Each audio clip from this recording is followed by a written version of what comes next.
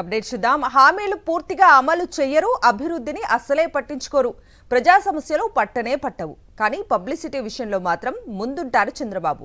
లేనిది ఉన్నట్లుగా, చేయనిది చేసినట్లుగా తెగ ప్రచారం చేస్తూ ఉంటారు.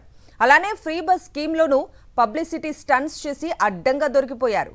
ఫ్రీ బస్సు స్కీమ్ పథకం ప్రారంభోత్సవంలో CM Chandrababu, deputy CM Pawan Kalyan, మంత్రి నారా లోకేష్ చేసిన హంగామా అంతా ఇంతా కాదు. పబ్లిసిటీ కోసం తెగ స్టంట్స్ చేశారు. అసలు ఎన్నడూ బస్సులు ఎక్కని వారు ఆ రోజు బస్సుల్లో ప్రయాణించారు.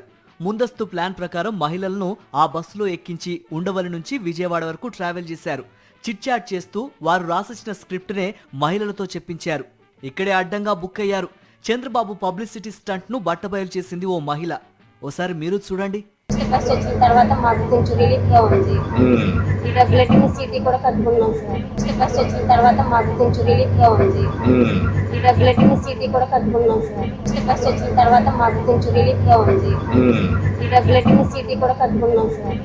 చూశారు కదా, చంద్రబాబుతో ఓ మహిళ మాట్లాడుతూ చేపలు అమ్ముతూ జీవనం సాగిస్తున్నామని, ఫ్రీ బస్సు వచ్చాక తమకు డబ్బులు ఆదా అవుతున్నాయని, వాటితో నెల నెలా చిట్టీలు కూడా కడుతున్నామని చెప్పుకొచ్చారు. అసలు పథకం ప్రారంభం కాకుండానే డబ్బులు ఆదా అవుతున్నాయని, చిట్టీలు కడుతున్నామని మహిళ చెప్పడం నవ్వులు పూయిస్తోంది.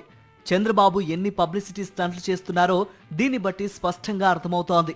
పబ్లిసిటీ స్టంట్స్ చేయటం చంద్రబాబుకు కొత్త కాకపోయినప్పటికీ ఇలాంటి విషయాలు ముందుగానే చూసుకోవాలి కదా అని నవ్వుకుంటున్నారు జనం.